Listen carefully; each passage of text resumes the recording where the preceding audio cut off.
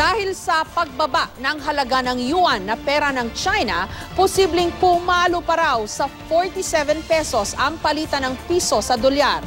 Tiwala naman ang Bangko Sentral ng Pilipinas sa tatag ng piso. Magandang balita rin daw na lumago ng 5.6% ang GDP o Gross Domestic Product ng Pilipinas sa second quarter ngayong taon. May report si Teresa Andrada.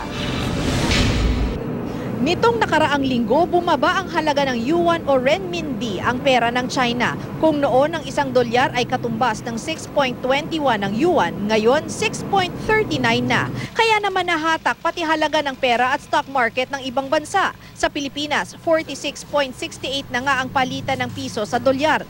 At sa tingin ng isang analyst, posible pa itong pumalo sa 47 level.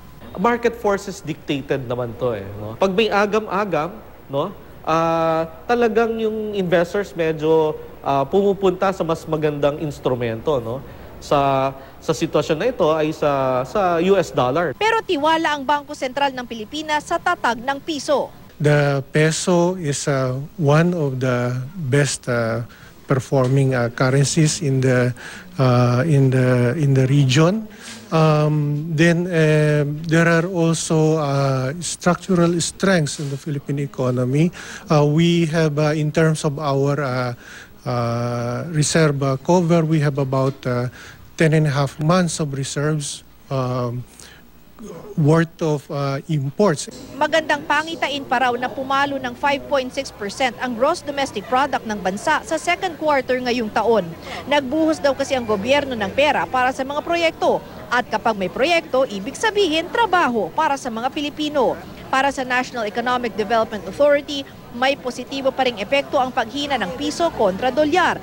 It's actually beneficial, still beneficial for us because you know what people don't appreciate is that when you have a depreciation like what we have, imports also become quite more expensive. No?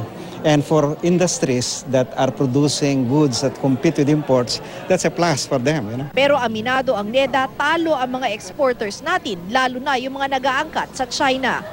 We need to look at carefully on where the advantages that we can develop, particularly with our trading partners. No? I think what we really need to do is to keep on diversifying the economy, particularly the manufacturing sector, so that you don't have to be too reliant on one particular sector. Teresa Andrada, GMA News.